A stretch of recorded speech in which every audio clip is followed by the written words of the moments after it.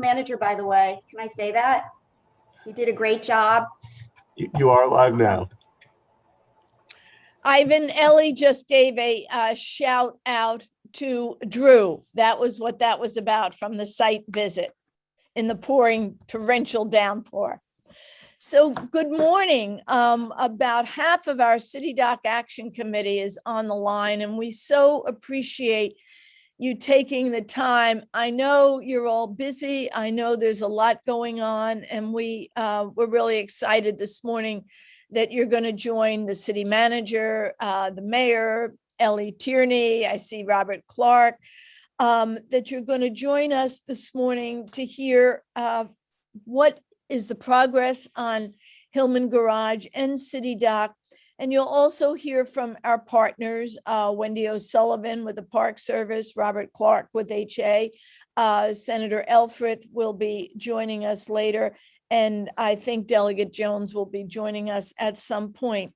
So with that said, Ivan Doolin, Brian Hearn, Chris Haley, Steve Samaras will all be sharing updates with you on what's going on both at City Dock and what's going on with the development of Hillman Garage and the dock itself. After the presentation, we look forward to a very robust discussion with all of you, as well as addressing all your issues. And also, I will be identifying several of the City Dock teams are going to, now that we're moving out of the feasibility analysis into the design analysis, several of our teams are going to become more active, and we'll talk about that as well. So with that, I'd like to turn it over to our leader and our mayor, Mayor Buckley. Next slide. Slide after that. Firstly, I really want to thank all the team for all the work that's gone in to get us just to this point. And also want to thank you for the sensitivity in the way you are moving forward. You have made sure you've been inclusive, that you've communicated, you've been transparent. And I think that it really is helping the process.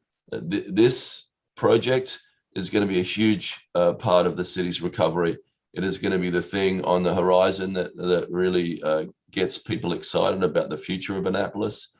People are already coming back in droves, but they are going to be so excited about what the future holds through this project, and how we are definitely going to reimagine our City Dock and improve something that is already fabulous, but this will just make it even more fabulous. So thank you, everyone. Looking forward to the rest of the meeting. Thank you so much. Ellie, next slide. Ellie, do you have any comments? Oh, of course, I always do. As always, Eileen, you're a master of gaining consensus, and your effort with the residents and businesses should be commended. And I kind of speak from experience. I really have never seen such a collaborative effort. I know I've been away from construction for almost a decade now, but my husband still keeps me in touch. But congratulations to all of you for just moving forward, because that's what it's all about. Gavin and I are all about moving forward in a positive realm. So thank you for being a part of that. Ellie, thanks so much. And I believe we have, because I think I saw him, we have Robert Clark with us. Robert is President and CEO of Historic Annapolis. Do you have some comments for us? I love that picture, by the way. Good morning, everybody. I share in Ellie and the mayor's excitement where we are in this process. I would love to share with you that Historic Annapolis is doing its part, I hope.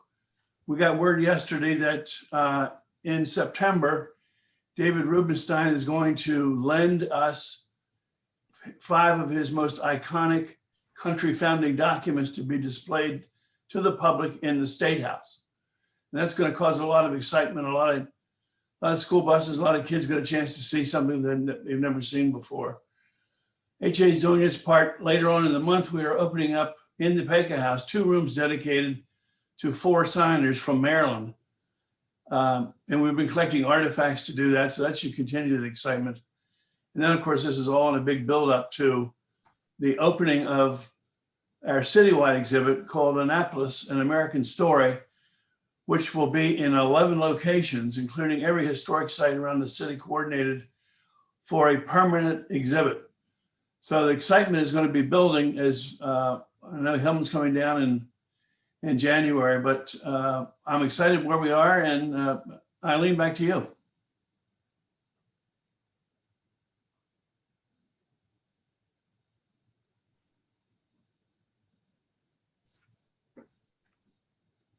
Robert, thank you so much. And let's go as an introduction to our city manager to the next slide.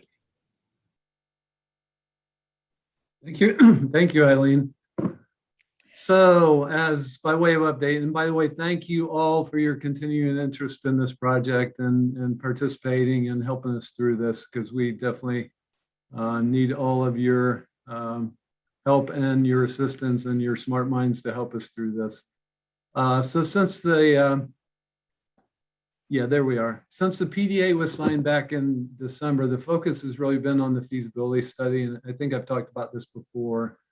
But this feasibility study is an investment grade parking study that includes projections of the parking demand and the associated revenue for the next 30 years. And it really supports what will be bond issuances later this year to pay for the parking garage as well as part of the city dock. So it's been pretty intense, this parking study. It's taken a bit longer than anticipated, but that was mostly because of COVID. Certainly parking has changed pretty dramatically during the last year. And so all of the estimates needed to include some realistic estimates of what the long-term impacts of COVID are going to be due to things like teleworking becoming much more common than it was in the past. So in addition to the look at the parking, AMRP has also looked at the construction cost estimates, and they have updated those based on some fairly significant design changes in the garage itself, as well as the material costs that have increased due to COVID, and trying to factor in whether those are long-term cost increases in material costs or just transitory because of COVID. But based on all the data that's been collected, the project is feasible, so that's good news. So now we're working to fine-tune some of the information as well as some of the assumptions that were made in that study and made for the original proposal that AMRP submitted. So it's been a very intense 6 months working on that, but the good news is that the project is feasible. So next slide, please. So in addition to the feasibility study, we've been working collectively with AMRP. All the pertinent city departments are involved. We've set up 4 subcommittees. One is technical to look at the design for the projects. One is parking and mobility. There's one for financial and one for outreach. Of course, Eileen is leading the outreach and has done a superb job with that. We've had a whole bunch of outreach meetings. I know you all have participated in a number of those. We met with the city council several times. We've had meetings with HPC, with the residents through Ward 1 Residents Association. We met with the Planning Commission to introduce the project. Businesses, I'm sure you all saw the article in the newspaper last week about the on-site meetings with both residents and businesses, separate meetings for those 2 groups. So Eileen will continue to push the outreach. And I'll just finish up by saying again, thank you all for your great participation, for making your time available to us for this project.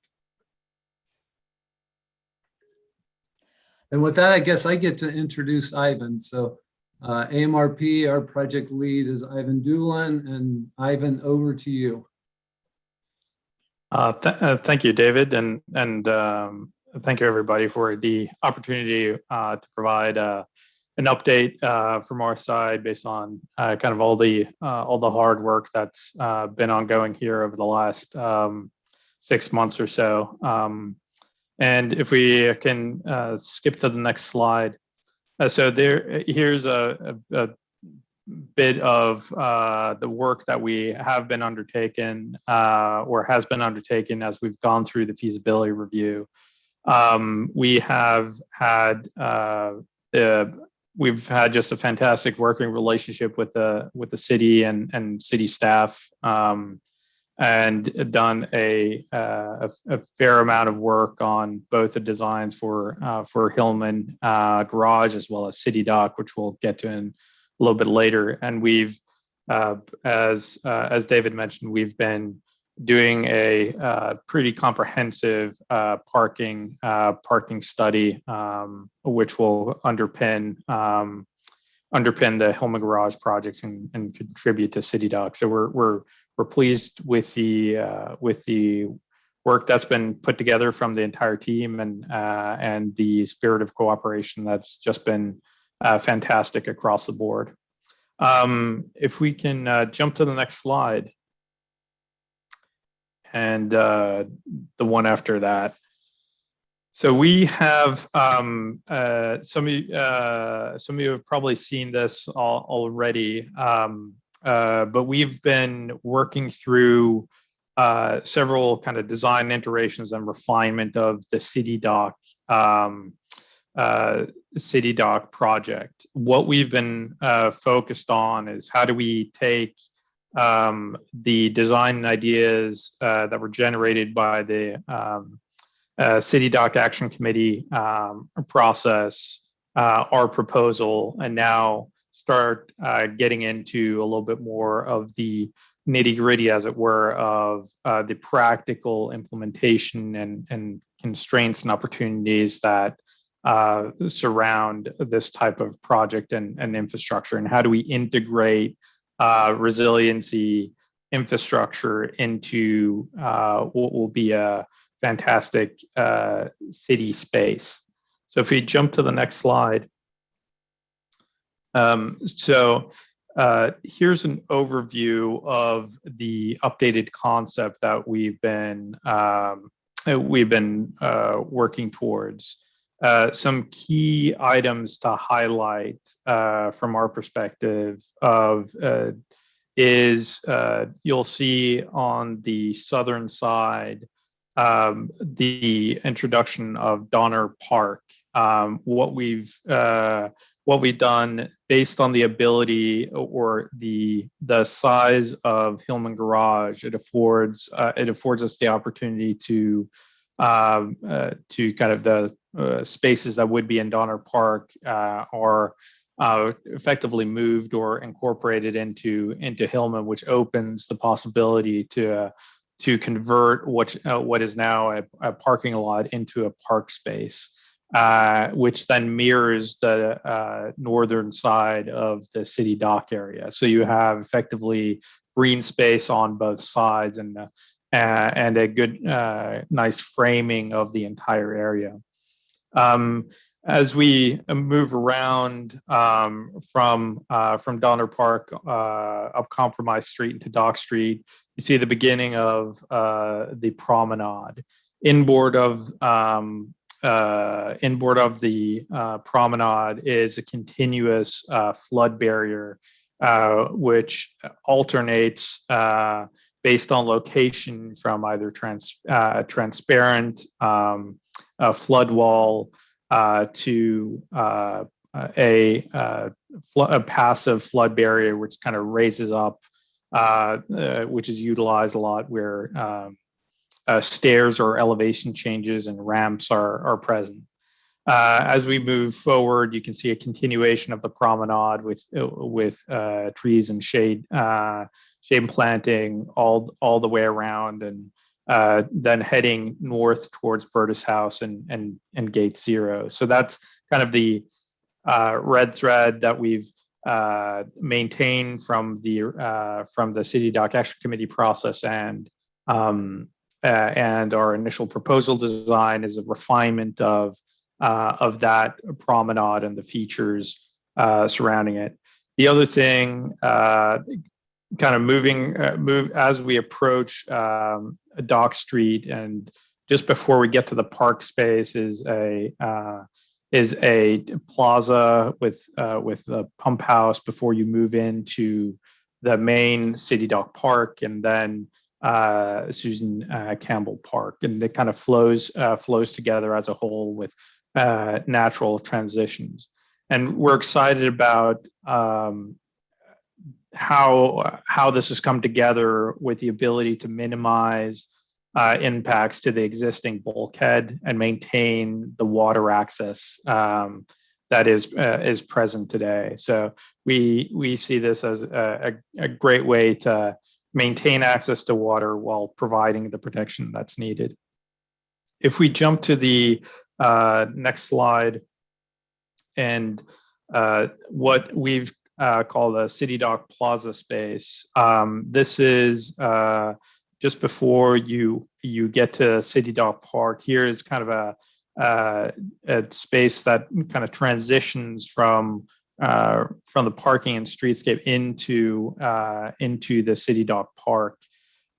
You'll see here a key feature for resiliency infrastructure for the entire City Dock area is the pump house. A lot of the flooding that happens today is due to storm drains being backed up, and a lot of the nuisance flooding that exists will be remediated through the pump house or the pump facility and storm drain realignments, actually, and not so much the increased in flood barrier height.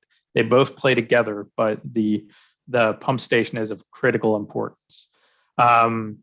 You'll also see throughout the plan that we have ramp access to all areas and locations. That's for both for ADA access, but also it just makes it easier for everybody to be able to move through the space and enjoy all the different spaces, be it families with strollers or anybody who's mobility impaired, and also helps with the flexibility of the space for having vehicle access for different events, etc.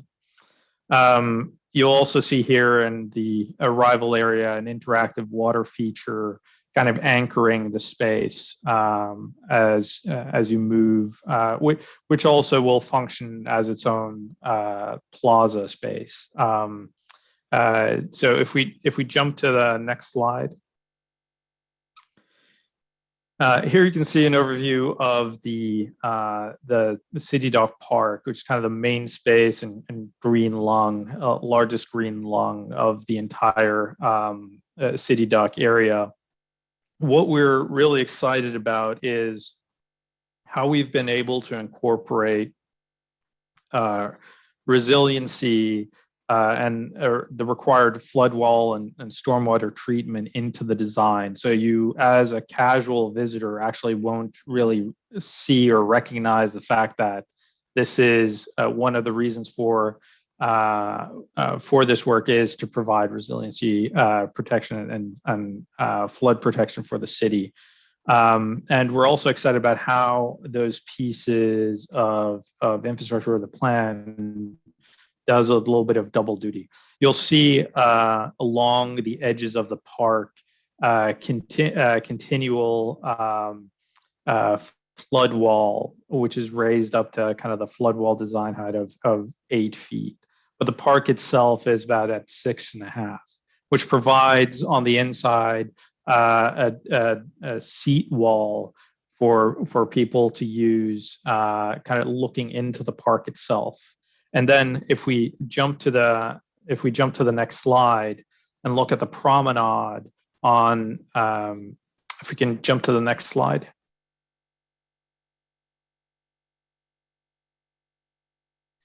Here you can see how that the interior of the park matches up with the outside of the park, facing the promenade and the water, and where you have kind of continuous seat walls that provide seating opportunities, ability for people to sit down and enjoy the view out towards the water, or enjoy the park space facing inward.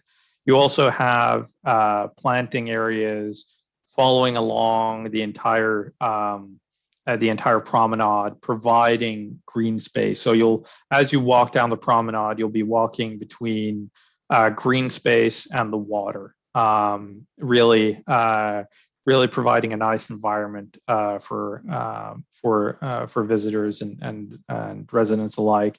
You'll also see we're keeping the existing decking and boardwalk outside the promenade.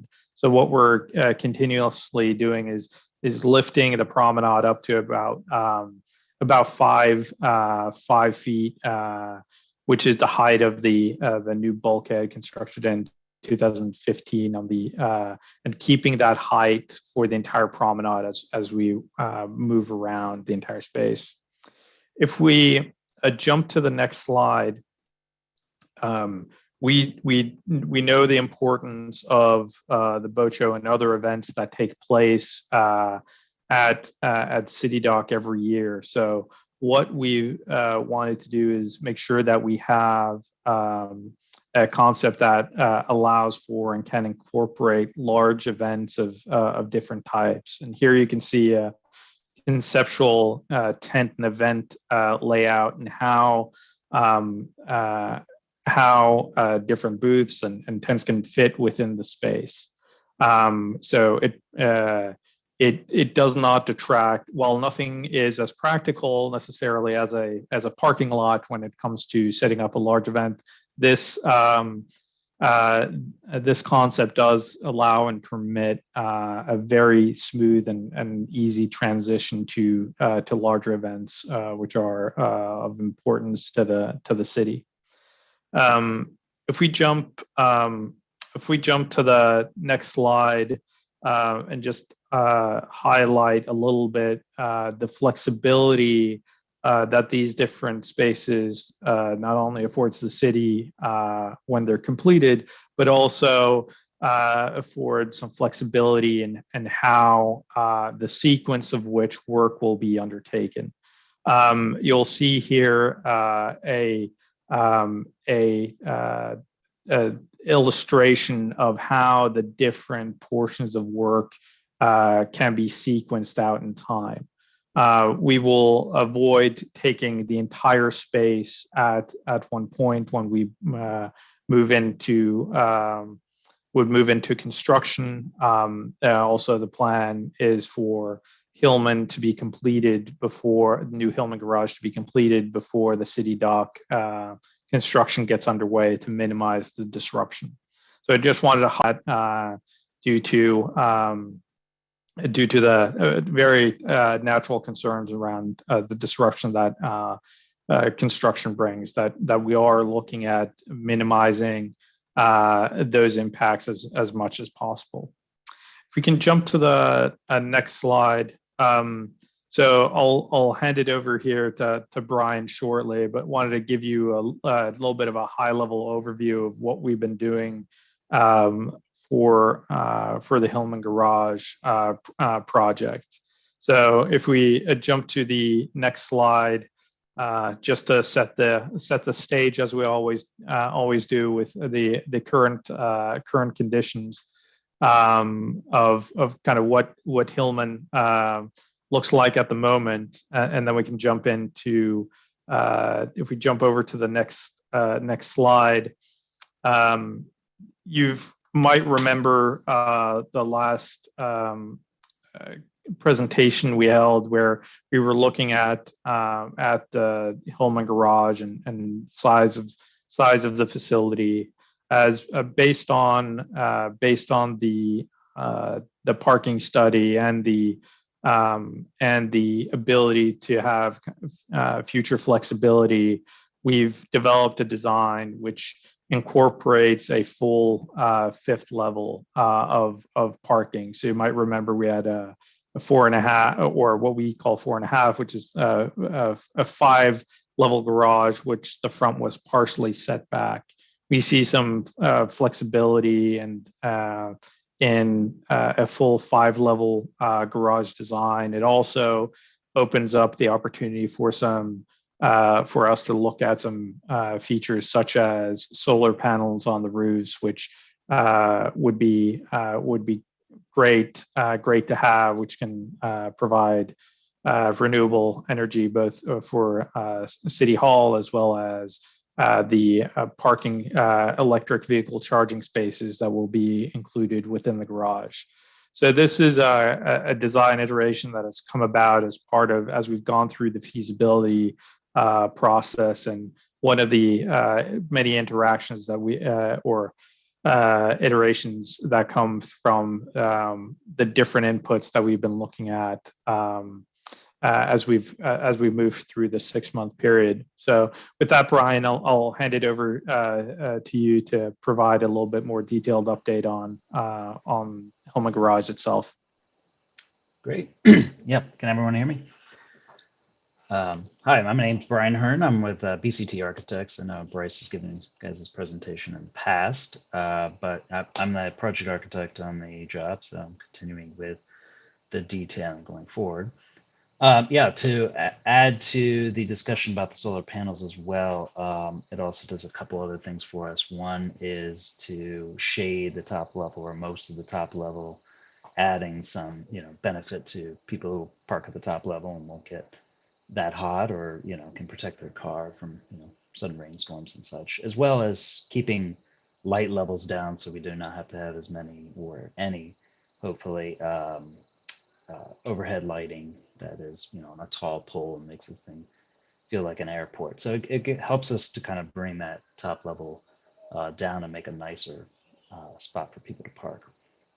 Now, in terms of the garage, obviously adding this level to the Gorman side street, means we have to deal with what looks like almost a 5-story deck. But what we've started to really look at is to focus on the scale of where the pedestrian, where you enter this garage, and how do we make those things feel more in context with Main Street and how you're entering the garage. So what you'll see here is we've started to develop the facade in much more detail, where we're bringing brick and scale these windows and things that are much more humanistic scale at the locations where you either enter the garage, or you can see the garage from Main Street or Conduit Street, or even Duke of Gloucester as well, and where you're circulating in those spaces. So brick, window scale, that's both giving us a lot of natural light, but also is relating more to the streetscape that we see in the distance. And then in between those spaces, or spaces where the garage isn't seen as much, we're using these larger screening elements to both evoke, some shading and some reduction of the mass of the building, but they're kind of more secondary spaces to, the real impactful portion of those buildings. So I think the scale here kind of shows you really where Main Street is to the south of this view, or the behind us. We're starting to relate to that introduction of the guest coming into the facility. Yeah, so this view here is from northwest view. So this is coming from Conduit Street. You can see here that even though now we have added this top level, which does come out, the real focus and the impact is really on the corner. And, we're really focusing here on using a lot of brick and scale that is related to that pedestrian experience. And then on the back, on those previous views, you'll notice you can't really see the upper level, or you can't really see the solar panels. This is probably the only view you get the bottom of it, but it really looks like a roof structure. You're going to see the metal. You probably wouldn't even notice the really solar panels at first. You just get the shaded view. But here again on Duke of Gloucester Street, we've actually been able to raise this entrance here a little bit so that you don't feel like you're going down into the garage anymore. You're kind of entering on grade in a way that allows pedestrian a much more inviting experience. So I think that's pretty important.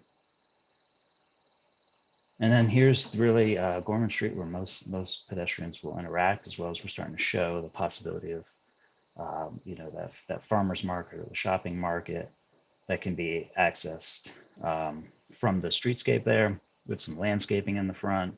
And we're really developing the materials here so that the brick comes down to the street level, and it's all, again, about that pedestrian scale and creating a nicer visual impact to where people are moving.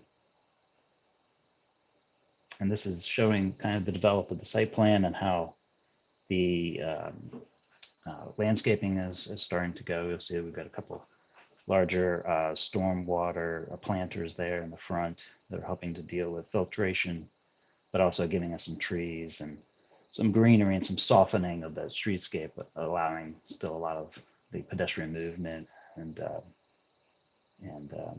relationship with the streetscape there. So. And then the district height limits, yeah, we're still maintaining that we're within the district 2 height limits. The closest we get is maybe these stair towers, but they're still within that context from Duke Gloucester Street. Next slide is okay. Yep.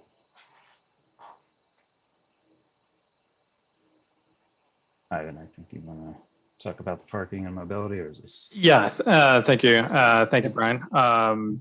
Yes, I just want to provide a little bit of an update on parking and mobility side. So if we skip to the next slide. So as part of the feasibility study, as David mentioned, we've undertaken a pretty comprehensive initial parking study, forecasting kind of user patterns and revenue generation for the garage. This is based on historic parking data from the city, as well as evaluating how long-term patterns may change from the or caused by COVID-19 and the pandemic, and how long do those items affect the city? What can be expected?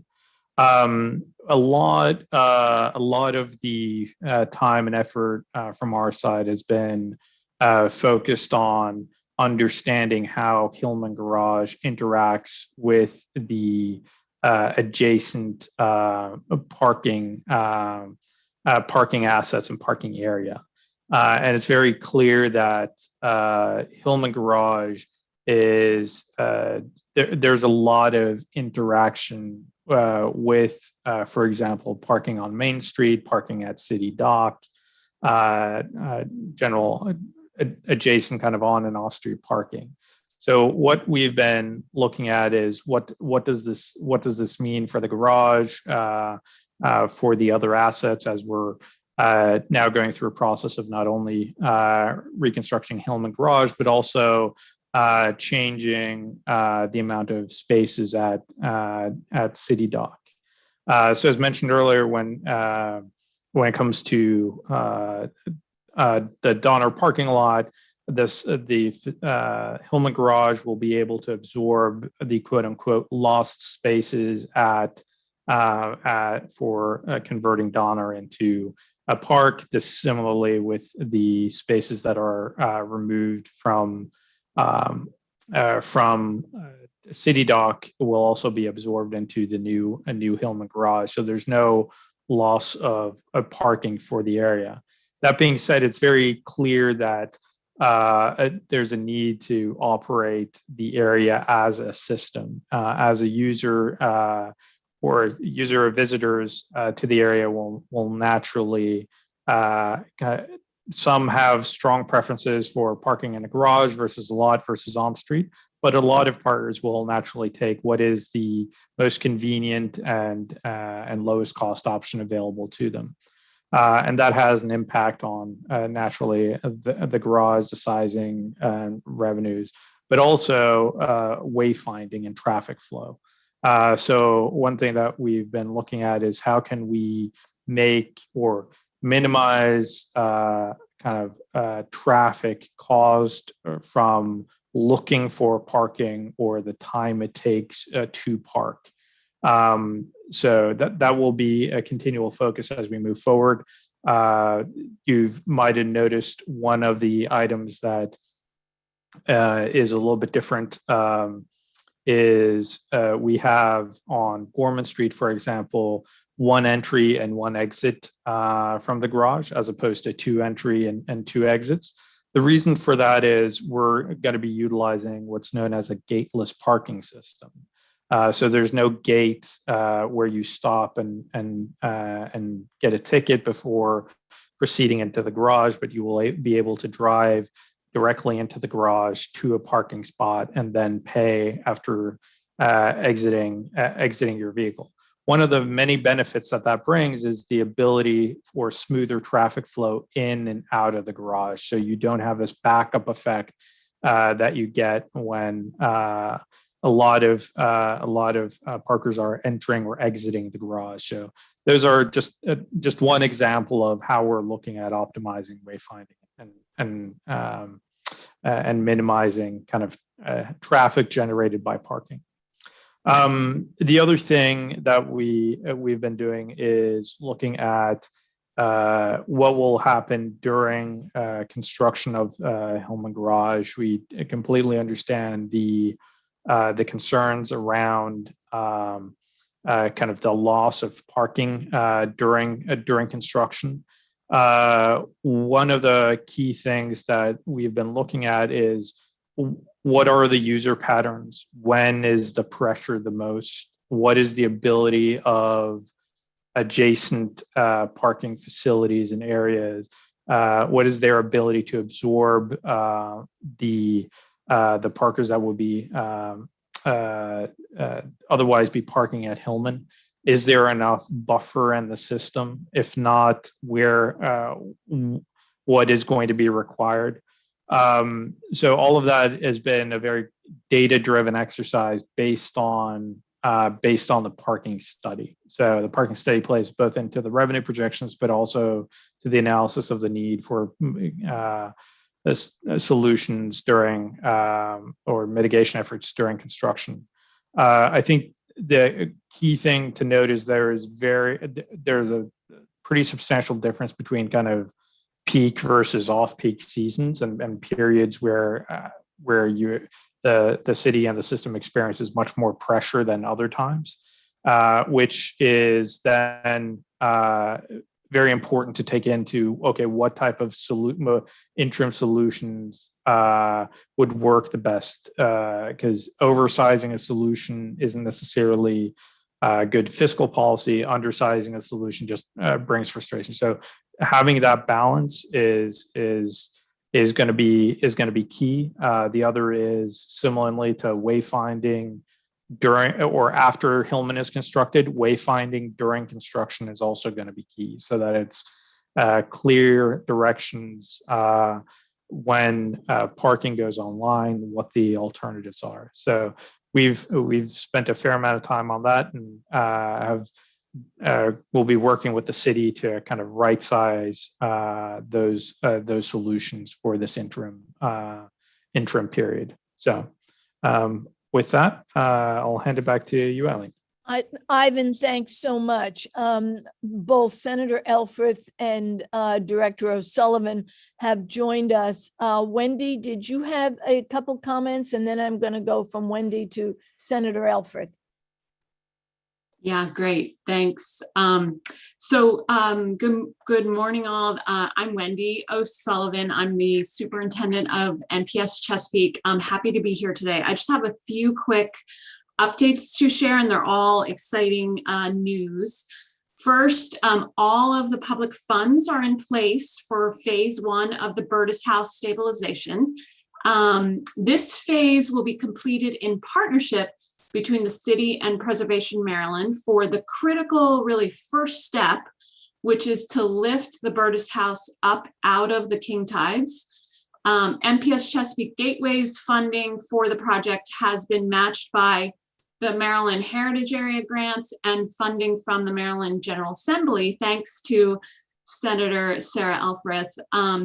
We hope to see the work start later this fall, and would be happy to come back and at another point with the action team to present on the steps that are involved in phase one. But we're excited that's got all the money in place.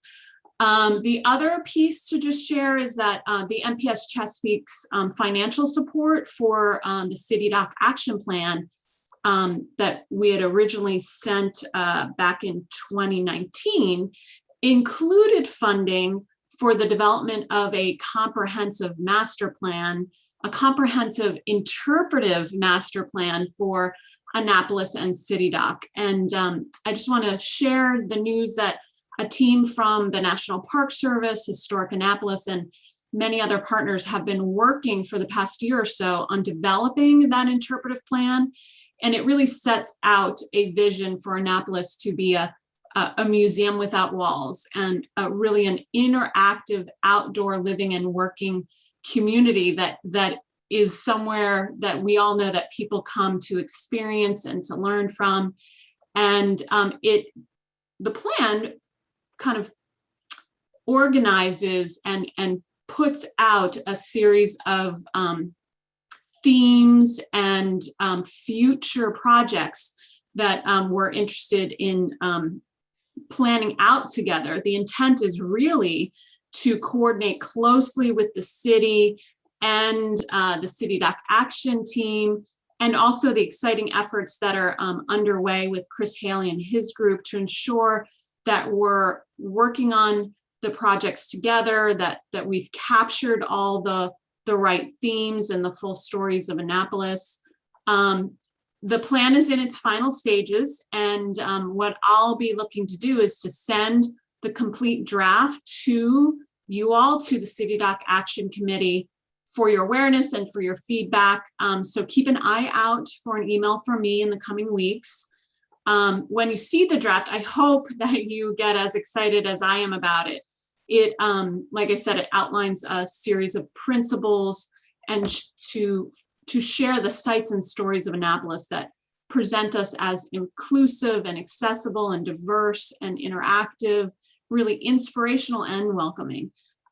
You'll also see that while the core of the plan is based on City Dock, and really the origin was your City Dock action plan, when we were developing, and we heard clearly an interest in expanding over time beyond just City Dock. So in this first iteration, you'll see that we're just starting that, and you'll see it include a portion of Annapolis that's a little bit beyond the original core. And the other exciting news is that MPS Chesapeake, we are committed to supporting the city's interest in developing a comprehensive public access plan with a focus on equitable water access and connecting across our communities.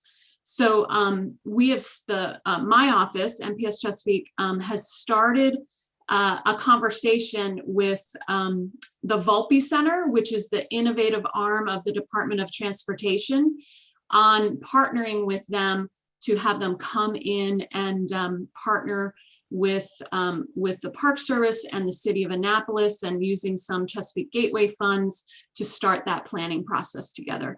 So just a few quick updates. I'm happy to share any questions at the end. Thanks so much. Thanks very much, Wendy. And I would like to ask, I believe Senator Elfreth is with us now to make a few comments. Thank you. Thank you so much, Aileen. I'll be very brief. What I so enjoy about these meetings is seeing the progress across each of the teams and each of the people who are contributing here, which is incredibly exciting. The last time I was here, we were in the tail end of the legislative session. Very good news back to report that in addition to the the funding for Berta's House we got two sessions ago. We also continue to bring home flood mitigation money. So we brought home 1.4 million in flood mitigation money, and that goes to both the Compromise Street side and the whole of this issue. But that's a drumbeat we're going to continue to hit through every session. We put aside flood mitigation money across the state, and our goal is to bring that back home. We got the pilot, the payment in lieu of taxes, fully funded as well, so that's going to help the city offset the budget as well. All very good progress. I'm just thrilled to see the ball having been moved forward, and want to thank the city and certainly my partner Wendy O'Sullivan and Eileen for making sure that these meetings are chock full of good news and good progress. So you have partners in the state. We are here for the long haul. Thank you. Thank you so much, and thanks for all your support. Next, Chris Haley would like to, let's move the slide forward. Chris would like to update you on the work of the legacy team. Chris? Hi, thank you, Eileen, very much. We've had our first meeting back in May, and it was very exciting. And as these things are, when you have so many invested, passionate people into a project such as this, it is both daunting and it is exciting, because you get all these different visions, all this different input, and all these different impressions of how Annapolis's inclusive and diverse history moving forward can be and could possibly be displayed and put into effect and implemented by our very gifted and talented and hopefully not overwhelmed development and creating team.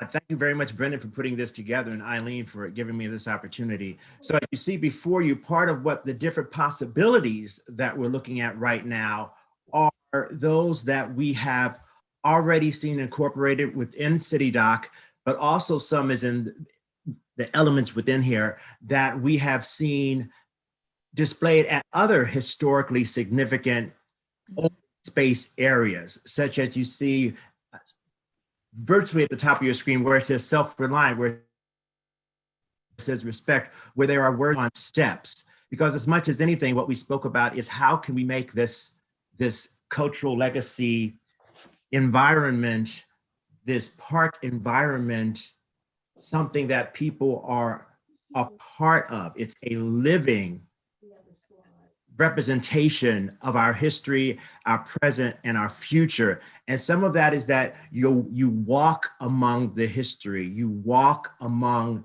the elements that remind you of what could be, what has been, and what you should feel inspired by.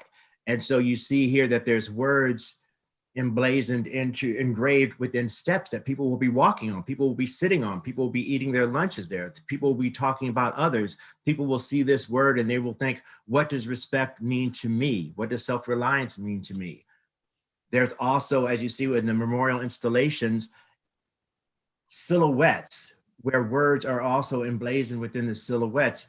And those silhouettes are to give an image of perhaps a male, a female, an adult, a child, persons of a certain occupation, of a certain time period, such as one would say a colonial figure in that memorial installation vision that you have here, which also brings to mind what your imagination will add to what our group ultimately suggests to our interpretation team, so that we're not limiting ourselves to one specific face, one specific voice, but we're giving the opportunity for those persons who visit both within our city, within our state, and within our country, and worldwide when they come to visit Annapolis, to see what does this mean to them? What does our CityDoc legacy park area, this environment, what does it mean for them? What do they take back from this when they go back home to wherever they might be? What do they share with their children, with their neighbors, that encourages them to say, you should go there. You should visit what Annapolis has in place, because it's limitless. And that's part of what is so exciting about this, what we've incorporated, including the fact that not only are we thinking visual at this point, but we're also thinking oral, which is to say AURAL. We're thinking about possibly incorporating the voices of historically significant or historically exciting characters who have contributed to the history of Annapolis, not only as far back as Kunta Kinte, but as recent as in the 50s or the 60s or the 70s, when we had all the different stores at City Dock, historical stores which Annapolis Remember has cemented for us in presentations which were previously given at Maryland Hall for the Creative Arts, among other sites. So these are things that we're all considering right now. And as I said, it's very exciting. It's very, I won't say overwhelming, but that word did just slip out of my mouth, but it is very, the world is our oyster right now. And so right now we're just trying to scoop the oyster out of the shell and make sure it's as tasty for everyone, whether you like seafood or not. And that's what we're forward to with our next meeting. And thank you so much for letting me share these slides with you, allowing us to share these slides with you, and just to give you a taste of what we're looking ultimately to have our interpretation team, our creative team, come to visualization in the relatively speaking near future, which I guess is 2024, 2025, something of that sort. Chris, Thank you, Eileen. thanks so much. I always get excited when Chris talks, because that team has a great amount of work to do, but lots of ideas, and certainly they're going to get some input from Wendy and Historic Annapolis as well. Next slide, please. So I want to make sure you all have time for your questions, so I will be very brief. You know, the mayor, the manager, the city have committed to extensive outreach. This is just a list since this winter of 14 work sessions that have taken place. And the whole idea here is to make sure that the residents, the businesses, the boards and commissions, the City Dock Action Committee all know what is taking place. Next slide. I'd like to ask, I know Steve Samaras was online. I'm hoping he still is. Steve, are you there?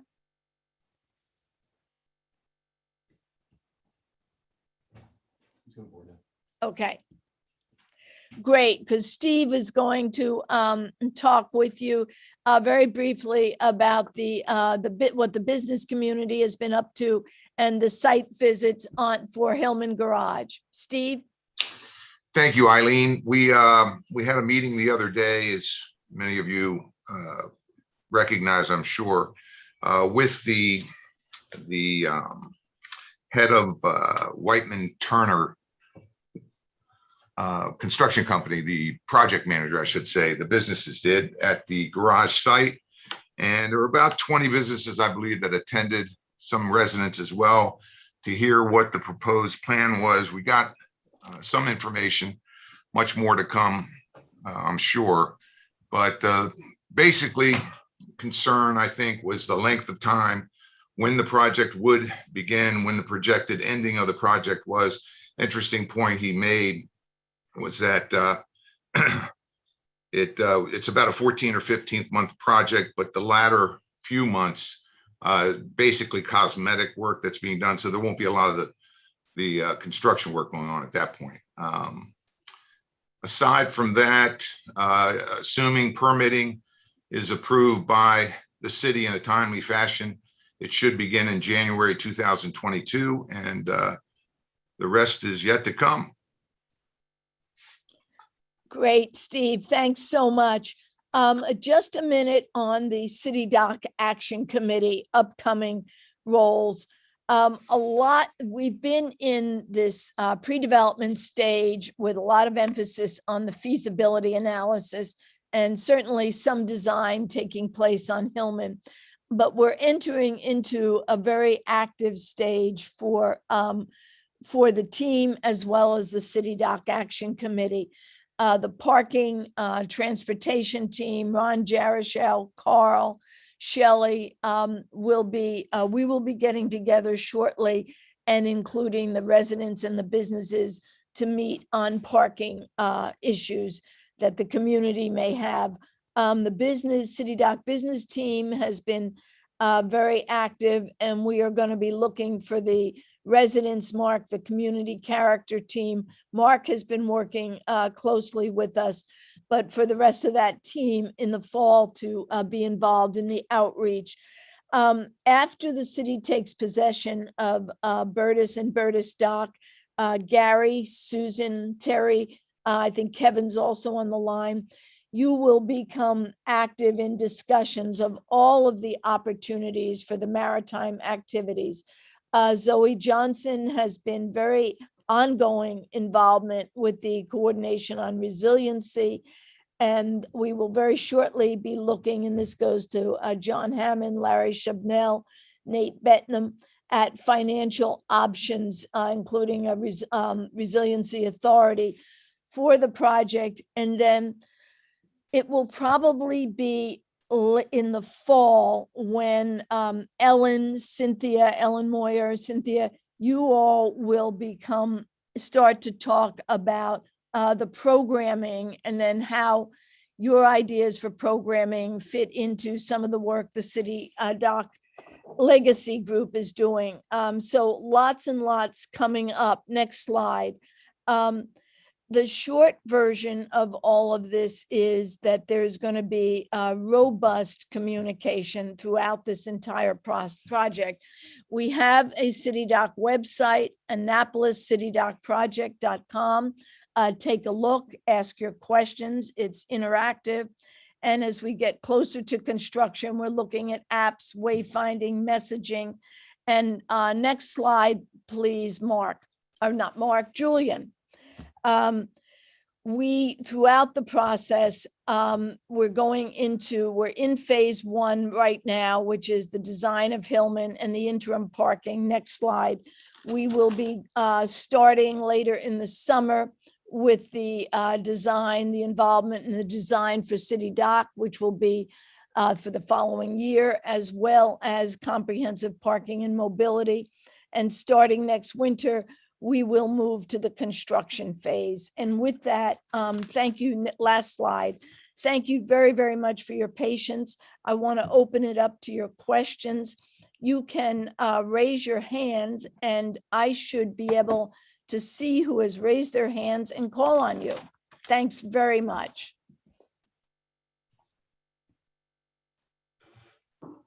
Okay. I know we have to have some questions. I'm raising my hand. Ellie? I'm in the front row. No, I'm kidding.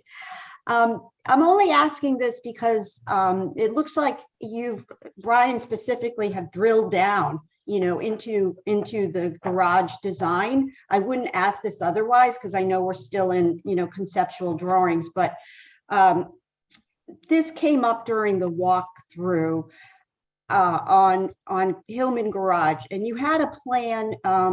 It was a conceptual where you showed more of the green space. I don't know what slide that was. But when we walked through, the residents were concerned about, well, what I would consider a back of the house, but it really isn't for them. It's the back of their houses, and it's sort of a triangular area. And they said that there's concern on quote unquote loitering, et cetera. And I told them that architecturally you would address it, whether it be with lighting or vegetation. Do you know where I'm talking about without showing the slide, Brian? Yeah. If you're looking at the plan, it's the southwest corner on the Duke of Gloucester side. It's sort of a sliver area. Correct. I think the other thing that we need to address is that it looks like the stairwell is where it is. And I might be giving you too much credit, but I really believe that this is an improvement. And presently we have an open stairwell, that's basically inviting stuff, where now to me, it looks like an enclosed piece of the building. And I'm trying to, emphasize that. Am I correct in saying that you're trying to hide these stairwells because of the concern of them being, I guess, what they've been before? That's correct. And or Brian, feel free to jump in here. But the stairwells will be enclosed for several reasons, security among them. The placement of the stairwells, there's naturally some request to have them move closer to Gorman. That's something that we're evaluating. It's kind of balancing kind of where are the pedestrian flows with, we have a garage with an entry and exit point from Duke of Gloucester as well as Gorman Street. So it's trying to optimize, okay, where will pedestrians go? What is going to be required? How can we provide for that access? So there's still work to do and some of the detailing of this, but the stairwells will be enclosed just from an operational safety and security and operational standpoint. You don't want snowdrift and rain coming in and things of that nature. So and then from a security standpoint, no, we completely understand and well aware, and between lighting, vegetation, and things of that nature, which we will get into more detail as the design process moves on, but we are very aware of and will strive to meet and alleviate those concerns. Okay, thank you. And just two other things really quickly. So the clear thing, if the public is watching, is that it's still under consideration. The second thing I wanted to address, and I know City Manager David Jarrell has heard this before. Again, the residents are very concerned about vehicular infiltration, during the construction of Hillman. And the Ward 1 Residents Association, surprisingly, is very supportive of implementing some kind of a park mobile system, sort of monetizing the residential area so that visitors will, it's sort of a win-win for the city because visitors will then pay. Just, I'm not proposing an idea. It's just something to consider. And I see Eileen waving her hand, so I'll stop talking. I thank you very much, and I appreciate that. I want to make sure we have several other questions. I want to make sure we get to John Hammond and Mary Ewenson, and then afterwards, Ellie, if you want to make some additional questions, I'll come back to you. Oh, okay. John Okay. Hammond. Thank you, Eileen. Early on in the presentation, I believe David and also even mentioned the feasibility study and the parking study. Can we get our hands on those studies and have an opportunity to review them? Let me see if David is here. Yeah, I guess I'm going to sort of have a discussion with Ivan about this because some of it I think is confidential information. So we need to figure out what's proprietary or confidential, redact that, and then we will make that available. Ivan, any thoughts about that? No, we can. That's right, David. I think it's there's some work in to redacting some of that information, but a lot of it can definitely be made available to provide some context for what we've been talking about today. You made the statement that it was financially viable. I would hope the redacted information wouldn't prevent someone from making that determination themselves. Yeah, John, I don't think it would. Okay. And one other thing, with great discussion on the garage, but no one mentioned the magic number. How many spaces? Apologies. The garage design that we showed was is 590 spaces. That's the baseline number. As we move forward into some of the more detailed design, it might fluctuate kind of up and down a handful of spaces, but 590 is the number. And just for context on that, the current garage is 425, so we're bumping it up to 590.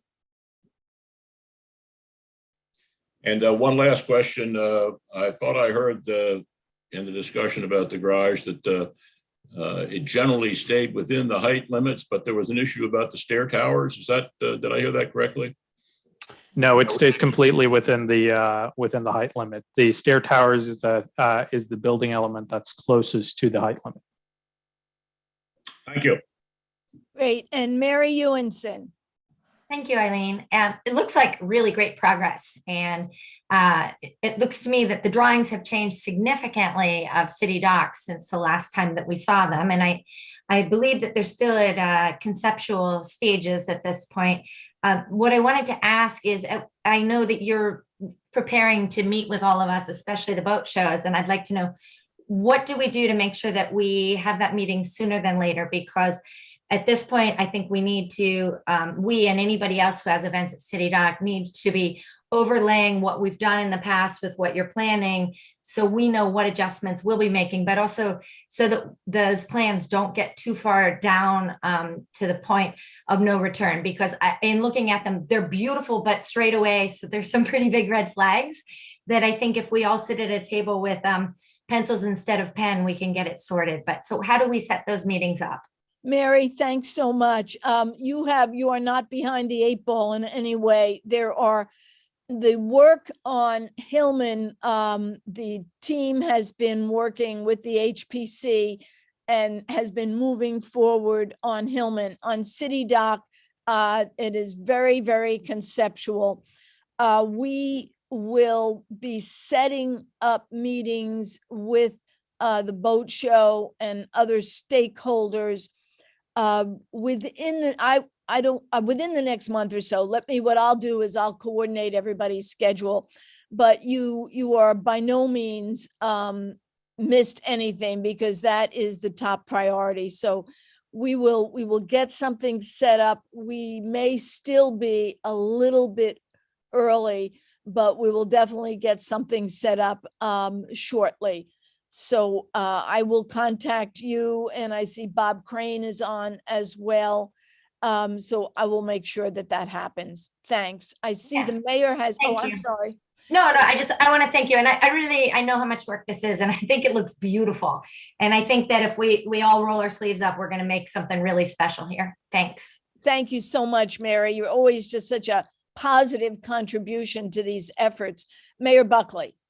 I just wanted to make sure that Ellie and I are included in the mobility piece, because what we designed mobility wise to bring people from the other garages downtown is what we want to build on to after the garage is built. We want that to stay in place. So this gives us a tremendous opportunity to get some electrification, obviously, of some transportation in the city. And, we've just put some money in the budget for micro transit studies and stuff. And really, this is our moment right here. So if we have to have specific side meetings, we would like to start that as soon as possible. Great. And everyone should know the mayor has had Eric Lashinsky, Sally Nash, myself, and then, of course, transportation, taking really what is his approach, which is one of tying resiliency to multiple options from land to sea and transitioning to electric, tying it all together into a cohesive strategy. And the next time we get together, we can all go into a lot of detail on that, but all of that is based on the mayor's vision that he wants people out of their cars before they get downtown, give them a variety of options, on-demand micro transit, bike, when electric, when I say electric micro transit, then when you get into downtown, get people onto the water with electric ferry, the water taxi, a variety of other options, tying into a hub in Eastport so that there can be connections directly from 5th Street to the gateway to the bay. So that is all at his direction and underway and pretty exciting. I see Larry Shubnell has a question. Larry, you're muted. Okay, thank you, Eileen. Two questions, one dealing with the garage. It was unclear to me if ingress and egress will be on Gorman Street and Duke of Gloucester, both. And Both.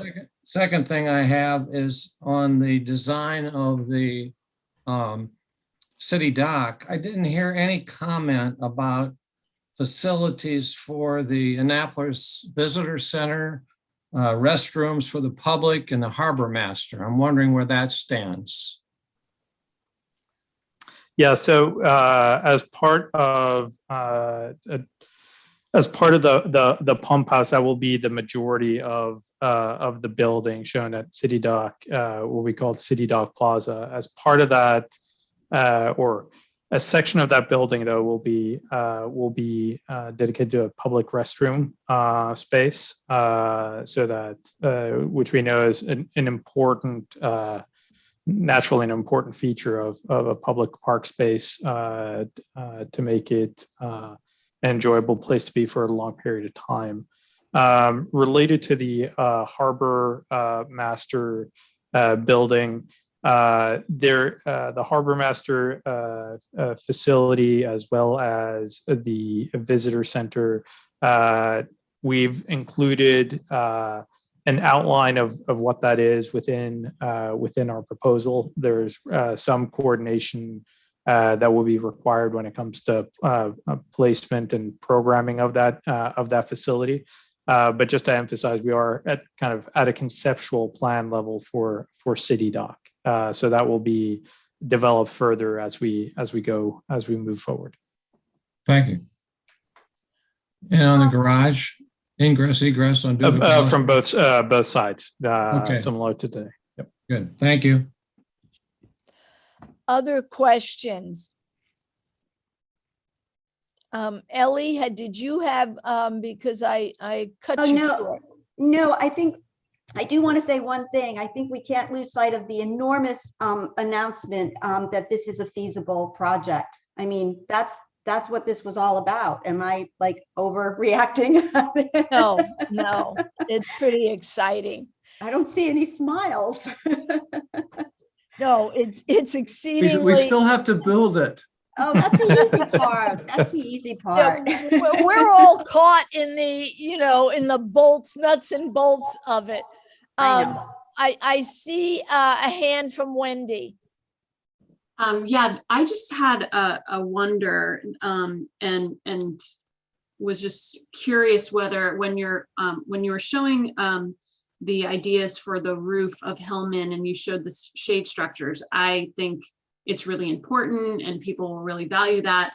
Are you considering there are such big advances that have happened with solar shade structures for both on ground and rooftop parking garages? Is that something that is a good fit? I know there's, like I said, really sort of exciting advances that have happened with those. Yeah, so we are kind of at the early stages of evaluating that for Hillman. We know that from Amber and Hunt's side, pretty much every single project that we do has renewable energy incorporated in it in some capacity. So that's one of the reasons why we're naturally trying to see if we can make that happen here on Hillman. For the City Dock, for the City Dock plans, there's a possibility to include shade structures which incorporate solar panels and things of that nature. That will definitely be explored as we move forward. Similarly with the pump house roof and harbor master and visitor functions, that the buildings that are required for that, how either solar panels or other renewable energy sources can be incorporated will definitely be explored and of a priority for us to try to incorporate as much as we can. That's great. And there are grants out there, whether it's from the state level or the federal level. So that would be exciting to start fishing around for some of those. Absolutely. I'm looking for other questions. I don't see any other hands. I am hoping that the next time we get together as a group, it'll be in person so that you'll be able to do what you did so effectively last year, and that is get into your teams, the maritime team, the programming team, preservation team, financial team, and actually have a real working session. You've been very, very patient through all of our Zoom meetings, and I so appreciate everybody's contribution. With that said, let me turn this over to our city manager and then our mayor to close. Well, I just want to thank everybody again for joining us today and for your continued participation. It's going to get hotter and heavier as we move forward and get into the design of City Dock. So we look forward to that. But again, thank you for your time today. We really appreciate it. Again, I'm going to just say the same thing. You know, this is a great team. We've got so much talent here. You know, we've definitely picked the right team to lead this. So Ivan, Brian, we really appreciate you guys and the way you're handling this. It's really great. And Eileen, we need to give you a big round of applause because no one else has ever got this many people to agree on anything. I don't know how long you can keep it going, but it's been incredible so far. Thanks so much. And everybody, thank you. And we will be following up with the boat show, with the parking group, the business, and the residents. And we will be, any questions, contact me or go to our exciting new website. Thank you, guys.